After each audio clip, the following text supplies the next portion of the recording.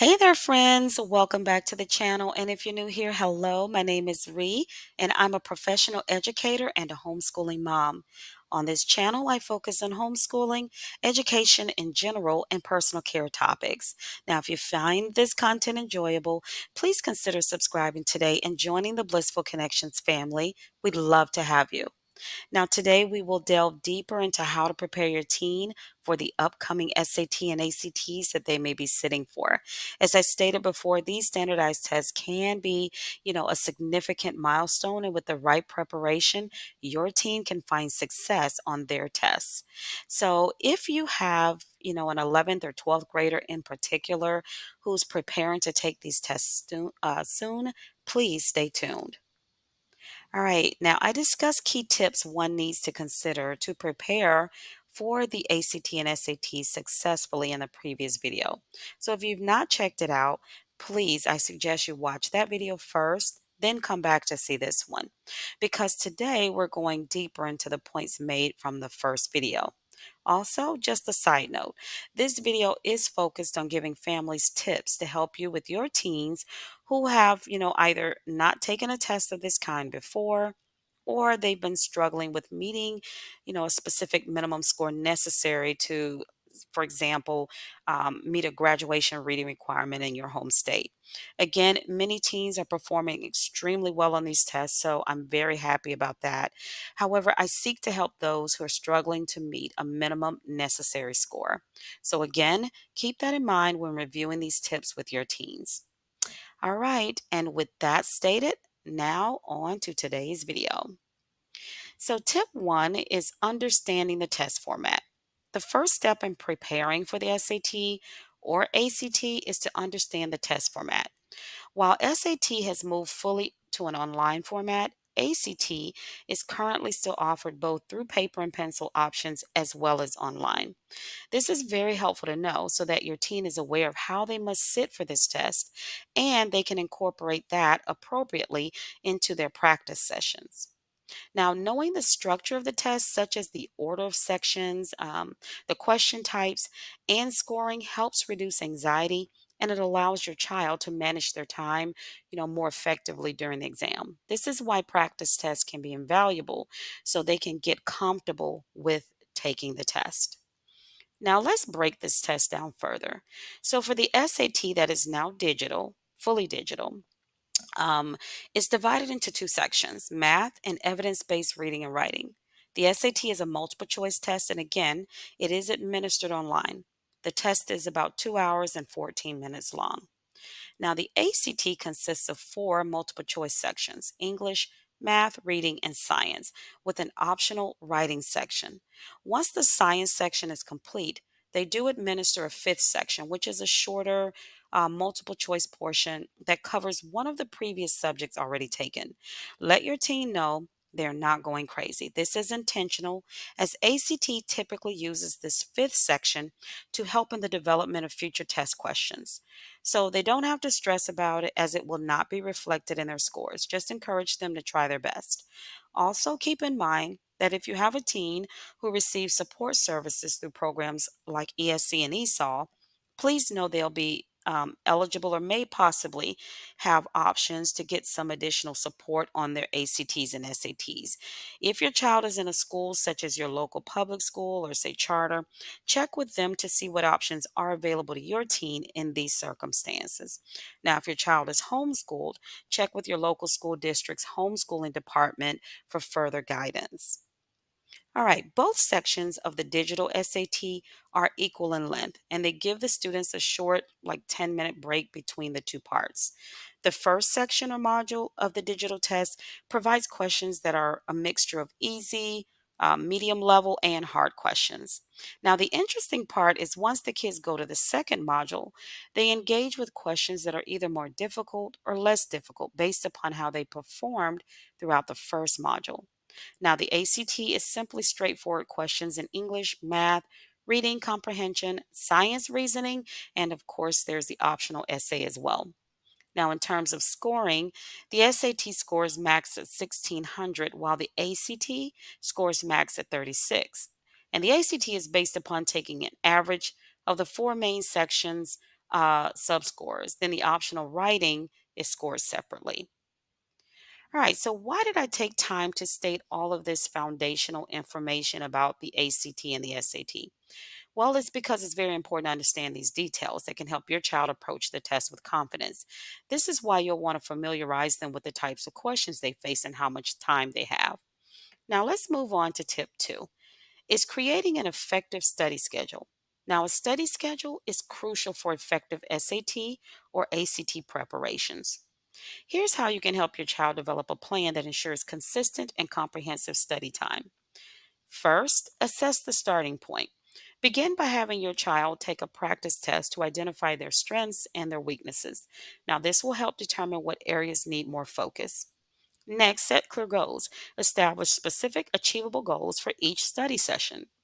For example, mastering a particular math concept or improving reading comprehension skills are clear goals you can set if proven to be areas of weakness for your child. Then allocate study time. Plan a regular study schedule that fits your child's daily routine. Aim for short, consistent study sessions like 30 to 60 minutes each day rather than cramming.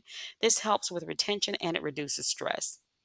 After that, you want to balance the subjects. Ensure the schedule covers all sections of the test, balancing time between reading, math, writing, and any optional sections like the essay or science. Then you'll want to schedule full length practice tests periodically to track progress and adjust the study plan accordingly based upon how much time they have available before an upcoming test. Now, depending on when your time comes for your teen to take a formal test, you can administer a full length time practice test, say once every other week or once a week. This also builds endurance and familiarity with the format. And finally, review and adjust. Regularly review the study schedule and adjust it based on your child's progress and any changes in their school or extracurricular activities. A well structured study schedule can make a significant difference in your child's test prep. It helps them stay organized, manage their time effectively, and builds confidence. Next up, let's talk about tip number three using high quality study materials. Now, this is a very important tip. It sets the stage for the level of preparation your teen will have going into any test session. Therefore, you want to make this a priority. So, here are some tips on how to select and use the best resources available. A great starting place is focusing on obtaining official test prep books. Start with official SAT or ACT prep books. These materials are created by the test makers and they provide the most accurate representation of the content and format. They include practice tests, detailed explanations, and strategies tailored to each section. Then focus on online resources. Utilize reputable online platforms like Khan Academy for SAT prep or ACT's official website to prep for an upcoming ACT. These sites offer free, high quality resources, including practice questions, instructional videos, and personalized study plans. Keep in mind there's some great content creators here on YouTube that your kid can tap into as well. Now, there are also supplemental books and guides. Consider additional prep books from trusted publishers like Princeton Review and Kaplan. These books often provide different perspectives and strategies that can, help your child approach challenging questions in various ways. Then there are mobile apps to consider. Leverage educational apps designed for SAT and ACT prep. Apps like Quizlet, Magoosh, or Ready for SAT offer interactive practice, quizzes, and study reminders that can help make studying more engaging. Just search them out, and I'm sure you'll be able to find some really fun ones. Next, and critically important, decide on your resource for practice tests. Remember, we discussed giving your team full length time practice tests. Remember? Well, I recommend both official and supplemental resources as your go to for full length tests. Once again, practice tests help your child build stamina and get accustomed to the timing and structure. I truly can't stress the importance of practice tests. You'll want your child to review the best answers thoroughly as offered through their selected material to understand mistakes and learn from them.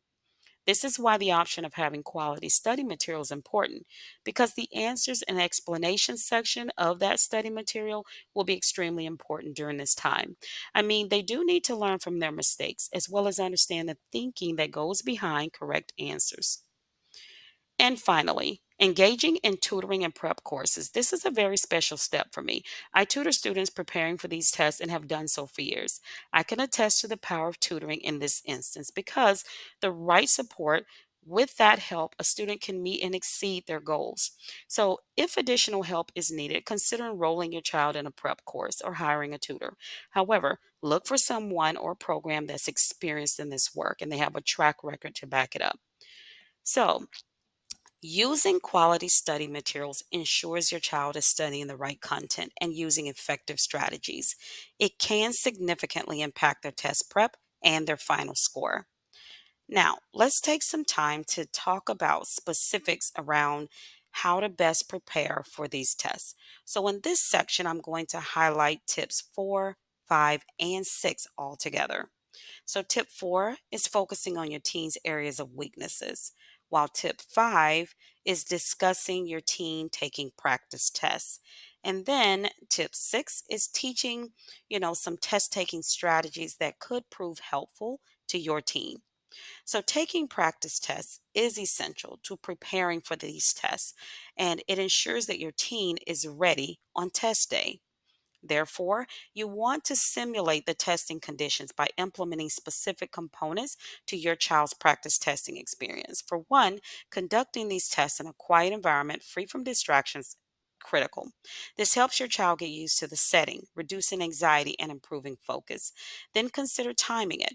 Time each section according to the limits on their actual test and, teach them to be effective with their time and not waste time. Then you want to teach test taking strategies, such as reviewing answers with a specific focus on the mistakes made. It's a critical step that oftentimes is overlooked for its value. However, please focus on diving into your team's mistakes with them to help them understand why they made those choices. So, after each practice test, review the answers together. Identify the types of questions your teen struggles with and discuss strategies to approach them. Now, have your teen take time to understand their mistakes as well on their own. So you're the person encouraging them, to look at the whys throughout this process. They might involve, revisiting this process might involve revisiting concepts that they're unsure of or training their thought process on how to attack these tests. All right. Now, this allows you to track improvements over time and adjust the study strategies accordingly. Celebrate their progress to keep them motivated as well. Now, you also want to set dates as to when you'll give your teen a practice test. Providing a variety of practice tests from different sources can prove helpful for your teen after, assessing what their weaknesses are. This exposes your teen to different question formats and styles, which better prepares them for the actual test. Building their stamina is key. Full length practice tests help build their stamina. The SAT and ACT are long exams, so helping your child build their endurance to stay focused for several hours is crucial. Teaching test taking strategies such as these can significantly enhance your child's performance on the actual test day. Now, you want to keep in mind that even though test taking strategies are good in and of themselves, one size doesn't fit all. This means a student needs to only focus on strategies that'll work for them. That's why it's so important to take full length practice tests so your teen can implement strategies that work for them. And then they can see where their success is. Think of the full length practice test sessions as a trial and error training period in prep for the big day. Now, with that stated, here are some ways you can help your team develop effective strategies. So they can answer easy questions first. Encourage your team to quickly skim through the section once they begin and answer the questions they find easiest. This helps secure quick points and builds confidence before tackling harder questions. However, keep in mind that if your team says this strategy doesn't help them or it stresses them out, simply move on from it or at least temporarily until they find more confident taking this test in general. Next, eliminate wrong answers. So when your team is working on an item, teach them to eliminate incorrect answers first. This alone increases their chances of choosing the right answer if they need to guess. Time management. Show your team how to allocate their time wisely. Now, for instance, spend more time on questions worth more points or that they find challenging and less time on easier ones. Again, this is another strategy to remain open minded about as it may not work for your teen. Let them try it out and simply move it aside for a while if they say it isn't helping them. Educated guessing is another strategy to keep in mind because there's no penalty on this test for wrong answers. Now, this means that guessing can be beneficial for them in any instance. Teach them to make educated guesses when they're unsure of an answer, especially after eliminating some choices. You can have them select letters of the day, for example, where they pick a letter that they'll use throughout the test session for questions they don't know or can figure out. Now, this allows the ability to save time by guessing and practice pacing to ensure that your teen has enough time to attempt all the questions. Now, you want to teach them to keep an eye on the clock and move on if they're spending too much time on one question. Also, have them read the instructions carefully. Remind your teen to always read the instructions carefully for each section. Missing important details can lead to mistakes that are easily avoidable. Practice mindfulness and relaxation. Test anxiety can affect performance, so teach them relaxing techniques like deep breathing or positive visualization to help them stay calm and focused. Familiarize yourself with the test layout. Make sure your child knows the structure of the test and the types of questions that will be asked. Familiarity reduces surprises and it helps them manage their time better. Implementing these test taking strategies can greatly improve their efficiency and accuracy on the test. Now, our next tip is maintaining an overall healthy lifestyle during their test prep season with a balanced routine. So, maintaining a balanced routine is crucial for your teen's success in prepping for these tests. Here's how to ensure they stay focused and healthy. Consistent sleep schedules that ensures that your teen gets 7 to 9 hours of sleep each night. Just stay on them for that. Proper rest improves memory, focus, and overall cognitive function. Healthy diets, provide balanced meals rich in fruit, vegetables, protein, and whole grains. Make sure to remind your teens to avoid excessive sugar and caffeine, which can lead to energy crashes. Then, regular exercise. Encourage physical activity daily. We know that exercise reduces stress, boosts mood, and enhances brain function. So, encouraging your teens to engage in exercise will be beneficial for them during this important time. Now, you also want to look at activities like walking, yoga, sports. It can also be helpful. So, if your teen isn't already exercising or in sports, get them involved. You can join them and make it a family affair. Study breaks. Plan short, regular breaks during study sessions. Breaks prevent burnout and it helps maintain high levels of productivity. Techniques like the Pomodoro method can be effective. I like this method and I use it daily. So, this method is helpful and it allows you to stay focused on the task at hand, all while being mentally fresh and alert. So, again, with this method, this technique rather, you can have your team set their timer for, say, 25 minutes and work on a specific task, or in this case, a specific section of the subject matter for them to study. Then, when the timer goes off, have them take a 5-minute break from the task or studying. Have them do this same thing for like 4 cycles of 25 minutes on and then 5-minute breaks. After about 4 cycles of that routine, have your teen take longer breaks in between their study sessions. So then, instead of 5-minute breaks, they can go for 10-minute breaks in between their study sessions. You can increase their breaks after every 4 cycles of a set break time. Now try it out and just see how it fares in your house. I love it and it helps with my eye care from staring at computer screens as well. So hopefully, if you try it, your teens will enjoy it as well. Now, let me go back to the topic of mindfulness and relaxation again for a few minutes, since this is such a helpful component for your teens that are taking these tests. So, if you want to consider teaching relaxation techniques such as deep breathing, meditation, or stretching exercises, I say do it. These, strategies will help your child manage their stress levels and keep them calm and focused. You can implement some mindfulness and relaxation techniques during their study breaks that you provide them with, but you will see that, they'll be overall in a better state of mind. Now, you also want them to have social interactions. Allow time for social activities. Connecting with friends and family provides emotional support and it prevents them from having feelings of isolation. You'll also want to encourage participation in hobbies and other interests. So get your teen to engage in hobbies they enjoy. Now, this provides a healthy outlet for stress and it keeps their routine balanced and enjoyable. A balanced routine supports both mental and physical health, helping your child stay focused and perform their best on these tests. And this segues nicely into our final tip, tip number 8, which is to stay positive and encouraging. By far, this is one of the most humbling tips available. Why? Because having a good support system during this critical time for a teen is more important than many may think. Oftentimes, I see students that struggle to pass, quote unquote, with a set score, and or kids that just have test anxiety in general. They really struggle. They have a hard time emotionally, and it throws them off. They're not able to focus. So, having a strong support system is truly critical for them.